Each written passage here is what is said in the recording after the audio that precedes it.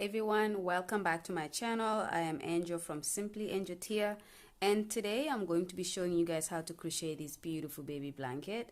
As you can see, I did two colors for mine, and as usual you're going to do what you want to do. If you prefer it with just one color, you can, but in this case here I decided to use these two colors. Okay, so as you can see here, I just did a stripe in the middle with this darker color, and then I have this light kind of lime minty color for the majority of the project. Okay, it's a very nice, very nice stitch.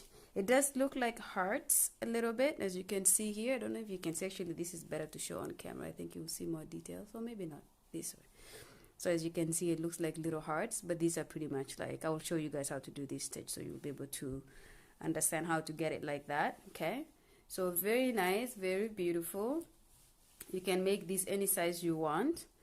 In this case here, I'm making it for probably a newborn, so it's not as big as it should be, and it's also very thick. The stitch makes this blanket very thick, so it will probably be more like for the winter, especially if the mother is taking the kid outdoors, because I think it will be extremely hot for indoors or when the weather is still a little bit warm. Okay, so this is it. This is what I'm gonna be showing you guys. So as usual, because this is a big project, I'm not going to be showing you guys the whole thing. I'm just going to show you guys a small sample how to do it. So as you can see here, these are the two colors that I used. This color here, it's the exact same yarn. These two yarns are from the same group, was from the same, I guess, company, which is Red Heart Soft. Okay, this particular label here is for this color. So this is the mint, and of course all the information you would need will be here. I will put majority of this information in the description box. It's 100% acrylic, and it's very soft. Okay, this one here, like I said, is from the same company, except I have had this for so long. I took the label and I ripped it apart or just threw it out, so I don't know what this color is. I will try to find it online and put everything in the description box. Okay, so of course you need this. And then for the crochet hook, I used this, I don't know how to zoom this in the camera, but anyways, it's a 5.00 millimeter crochet hook that I've used for this. Okay, so without any further ado, let's get started. And because I'm just showing you guys a small sample, I don't have every material that I would use here with me. So of course, if you've been crocheting for a while, you know you need scissors to cut your yarn. You may need a darning needle to weave in your ends. But in this case, I'm not showing you guys all these things because we will probably not really use them in this tutorial. Okay, so as I get prepared here, I hope you guys are all doing well and everybody's staying safe out there. I am doing well, thank you very much. But let's get started with this project. So the first thing we're going to do is a slip knot, which we always start most projects with. Okay, so just like that, and then when we have that, we're going to chain 5. So 1, 2, 3, 4, 5. Okay, and then when you have that, you're going to do a treble crochet, and that's how you do a treble crochet. You kind of loop the yarn on your hook twice like that, so you end up with 3 loops on the hook, and then you go to this very first chain here. Okay, just like that. Okay, and then you yarn over and bring it back towards you. You will end up with 4 loops on the hook, and then you're going to yarn over and pull through 2, yarn over, pull through 2 more, yarn over, pull through the rest. Okay, so we're gonna do another chain 5. So 1, 2, 3, 4, and 5. And then in this one here, you're going to go through this space here. So if you can see, it's like a V shape, and that's where we're gonna be going with a treble crochet. So 1, 2, you have 3 loops on the hook, you go in the V spot there, yarn over, bring it back towards you. You will have 4 loops on the hook, yarn over, pull through 2, yarn over, pull through, oops, 2 more, yarn over, pull through remaining 2. Okay, so you may be wondering what I am doing here. Okay, so I'll show you the blanket back very quickly. So this is what we're doing.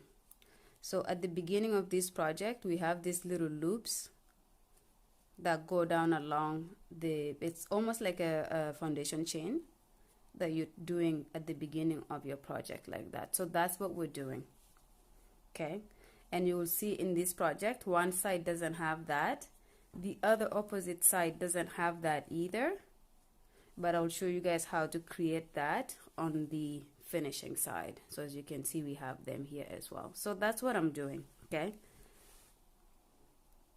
so in that project, the blanket that I did there, I think I created 40 of this total. So you're going to create however many you want for your blanket. So or a scarf, because you could probably do a few things with this design.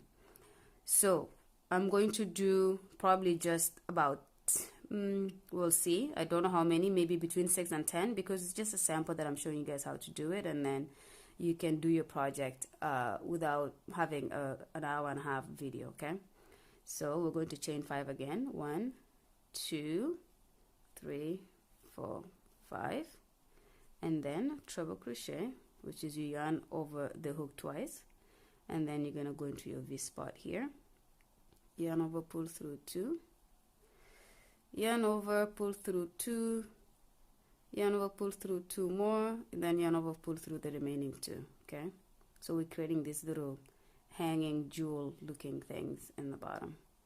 Okay, so 1, 2, 3, 4, 5, and then you repeat this. Okay, so like I said, I'm going to do just a few here because it's a sample. So go ahead, put the video on pause, come back when you have the desired length that you want for the beginning of this blanket. Okay, so I'll see you guys in a bit. Okay, so what I did here was I did 10 of these. Okay, so if I put it down, that's how it looks like. As you're doing it, it will kind of have it will turn like this, but it's just because one side is a little bit heavier than the other based on these things that we're doing around here. Okay, so you just have to hold it straight so everything is looking straight like that. But anyways, I have 10 of this, and I'll show you guys how to do the first, or I guess in this case the second row, because that's technically the first row there. So what we will do here is you will go into doing a slip knot right in here. Actually, I shouldn't say slip knot, is a slip stitch. There you go, like that. I always confuse the slip knot and slip stitch. You will hear me interchangeably use those things back and forth. Anyways, so when you have your slip stitch like that, you're going to go into doing double crochet. So you're gonna go in like that. When you have your 3 loops on the hook like that, you're going to go yarn over, pull through 2.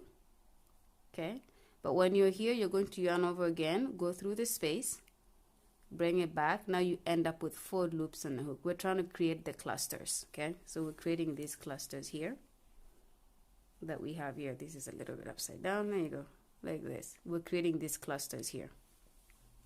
Okay, now when you have 4 loops on the hook like that, you're going to yarn over, go through 2. You will have 3 left. Yarn over, go through all 3. Okay, and then you're going to chain 1, and then you're going to repeat that again in the same space, just the big first space here. So yarn over, go through 2 loops, kind of like you would do a double crochet, but instead of yarning over and pulling through these 2 as well, you yarn over and go through the space again so that you end up with 4 loops on the hook like that. Yarn over, go through 2, yarn over, go through all 3 that are left. Okay, so this is what we're doing here. Okay, there you go. So we're gonna repeat this again, and you're gonna go into the very next space here. So yarn over, go into that space, yarn over, pull through 2 loops. Okay, you have 2 left. Yarn over, go through the space again, yarn over, you have 4 loops on the hook. Yarn over, pull through 2. Okay, you have 3 left. Yarn over, go through all 3. So that's the first cluster there, and then you chain one, and then you repeat that again. So yarn over, go through, yarn over, pull through 2 loops. You have 2 loops on the hook left. Yarn over, go through the space again. You have 4 loops. Yarn over, go through 2 loops. Yarn over, go through all 3 remaining loops. Okay, so as you can see here, we're beginning to create these. They look like a heart. Okay, they look like that. Okay, so that's on the second space. On the third space, you do the exact same thing. So I love this project because it's repeating. There's not much that you are going to do between this and the finishing that is going to be different. You're literally repeating the same thing over and over. So as you can see, I did my first cluster, I chained 1, and then I'm going to do the second. Okay, so go through 2 loops. You have 4 loops, yarn over, go through 2, yarn over, go through the remaining 3. Okay, so go ahead and repeat that until you get to the end, till you get to this very end here, and make sure you're holding your project straight because it is kind of twisting as you go. So make sure you're holding it straight like this as you go. So go ahead and continue to do this to the end here, and I'll meet you guys here to show you how to turn. See you in a bit. Okay, so this is how it looks like for the second row or first row, depending on what you call the first row there. You could call it a foundation chain, or you could just call it the first row. But this is how the next line should look like. Okay, how do we do the second round? Well, how do we turn the work? You chain 1. Okay, turn your work over just like that. Okay, and then you're going to go right into this space here again, like we did before. You're going to go into this space with the same thing. So double crochet when you have 2 left on the hook, you go back and yarn over. You have 4 now. Yarn over, pull through 2, yarn over, pull through all 3, chain 1, and then do another cluster of the same thing in the same space. Okay, so just like so. Just like that. And then the same thing, you just move right over into the next space there.